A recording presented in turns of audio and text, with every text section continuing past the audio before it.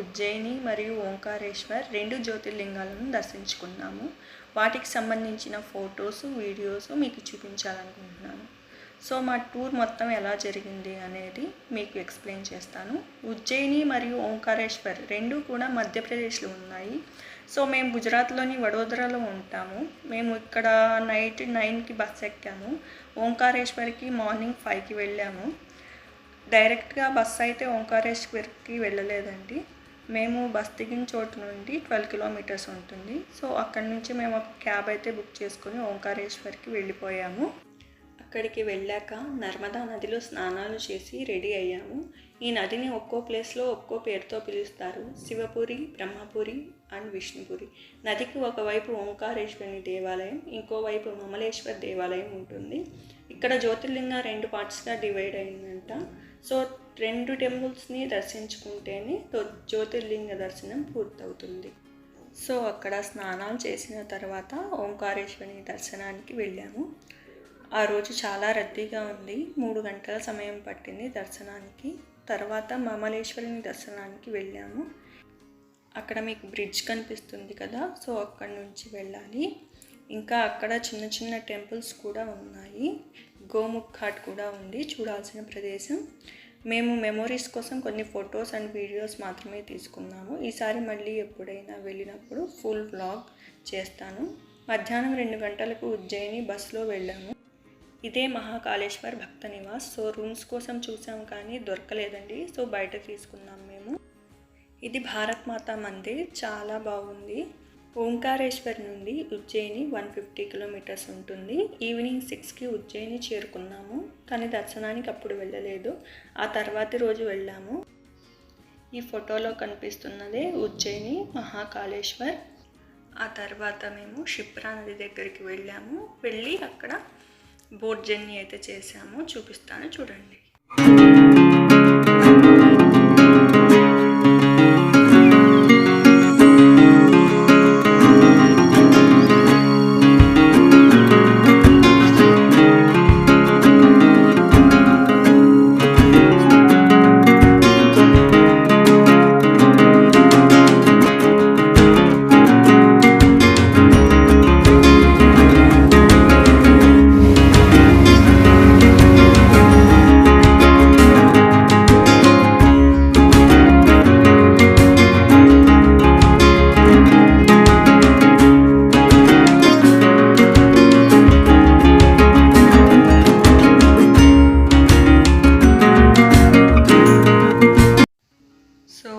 అక్కడ boat journey మరియు కొన్ని ప్లేసెస్ అయితే తిరిగి చూసాము.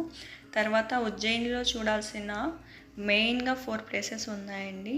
అవి మహంకాళి, మంగళనాథ ఆలయం, కాలభైరవ ఆలయం మరియు శ్రీకృష్ణుడు విద్యను అభ్యసించిన సాందీపముని ఆశ్రమం. ఇదేనండి మంగళనాథ ఆలయం, అంగారక గ్రహం జన్మించిన ప్రదేశం. ఇది కాలభైరవ ఆలయం. ఇక్కడ ఒక స్పెషల్ ఉంది. ఎవరైనా దేవుడికి పళ్ళు ప్రసాదంగా ఇస్తారు, కానీ ఇక్కడ ఆల్కహాల్ ఇస్తారు. తర్వాత ఇది అష్టాదశ శక్తిపీఠాలలో ఒకటైన ఉజ్జయిని మహంకాళి. ఇక ఇది మహాకాల్ లోక్ కారిడార్. ఇది మొత్తం 2 కిలోమీటర్లు ఉంటుంది. చాలా అంటే చాలా బాగుంటుంది. రకరకాల శిల్పాలు, అసలు ఎంత బాగుంటుందంటే మనసుకు ప్రశాంతంగా ఉంటుంది. ఇక్కడ ఉన్న ప్రతి ఒక్క శిల్పానికి ఒక్కో కథ ఉంది. అదంతా అక్కడి గోడలపైన చెక్కారు. జీవితంలో ఉజ్జయిని మాత్రం ఒక చూడవలసిన ప్రదేశం. ఈ కారిడార్ని నరేంద్ర మోడీ గారు రీసెంట్గా 2-3 ఇయర్స్ బ్యాక్ ఓపెన్ చేశారు. అయితే ఇది మాత్రం ఎంతో అద్భుతంగా ఉంటుంది. ముఖ్యంగా నైట్ టైంలో చాలా ఆహ్లాదకరంగా ఉంటుంది. ఇక మహాకాళేశ్వరునికి ప్రతిరోజు ఉదయం 4 గంటల నుండి 6 గంటల వరకు భస్మహారతి ఇస్తారు. అందులో భక్తులు క్యూ లైన్లలో పడతారు, కానీ ఆ టికెట్ దొరకడం మాత్రం చాలా కష్టం. మేమైతే ఫస్ట్ టైం కాబట్టి వెళ్ళడం, మాకు భస్మహారతిని చూడడం కుదరలేదు.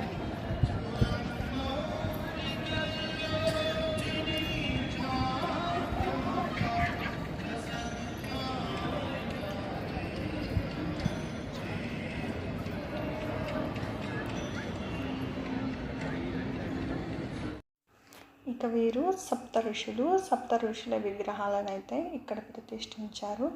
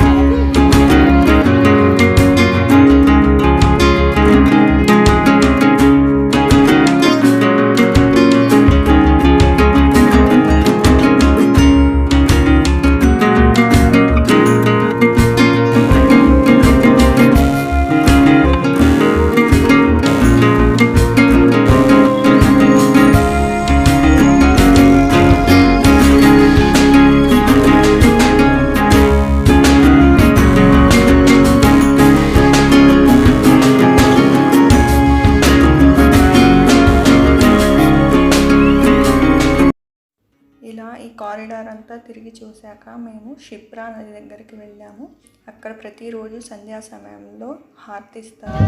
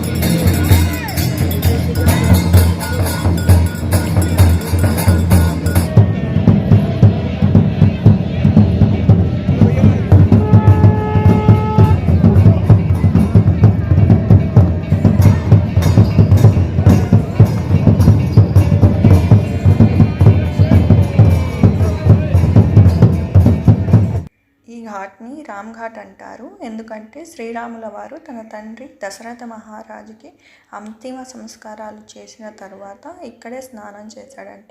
కాబట్టి దీనికి రామ్ ఘాట్గా పేరు వచ్చింది. మన దేశంలో జరిగే 4 కుంభమేళాలలో ఈ ఉజ్జయినిలోని క్షిప్రా నది కూడా ఒకటి. ఇక్కడ కూడా మహాకుంభమేళా నిర్వహిస్తారు. సో అదంతా చూసేసిన తర్వాత మేము హర్సిద్ధి మాత దేవాలయానికి అయితే వెళ్ళాము. ఇక్కడ ప్రతిరోజు రాత్రి 7 గంటలకు హారతి అయితే ఇస్తారు అమ్మవారికి. వీడియోలో చూస్తున్నారు కదా, ఆ విధంగా ప్రతిరోజు దీపాలను అయితే వెలిగిస్తారు. ఈ దీపాల భక్తులు చాలామంది వస్తారు. ఈ దేవాలయం మొత్తం భక్తులతో నిండిపోతుంది. చాలా రద్దీగా ఉంటుంది.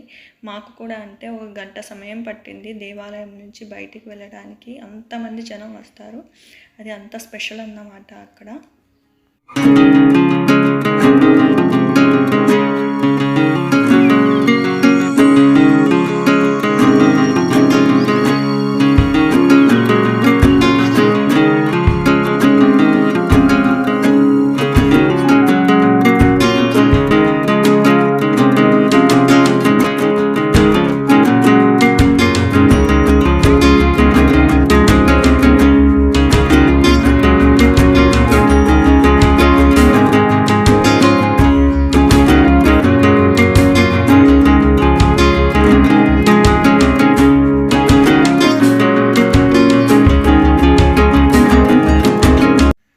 సో ఇదండి మా ఉజ్జయిని మరియు ఓంకారేశ్వర్ టూరు. ఈ వీడియో మీకు నచ్చిందని అనుకుంటున్నాను. నచ్చితే లైక్ చేయండి. నా ఛానల్ అయితే సబ్స్క్రైబ్ చేసుకోండి. ఇలాంటి మరెన్నో వీడియోస్ ముందు చాలా అప్లోడ్ చేస్తాను. ఇక్కడ సోమనాథ్, ద్వారకా ఇలాగే చాలా రకాల టెంపుల్స్ ఉన్నాయి. మన ఆంధ్రాతో పోలిస్తే ఇక్కడ టెంపుల్స్ చాలా డిఫరెంట్గా ఉంటాయి. అన్నీ అప్లోడ్ చేస్తాను.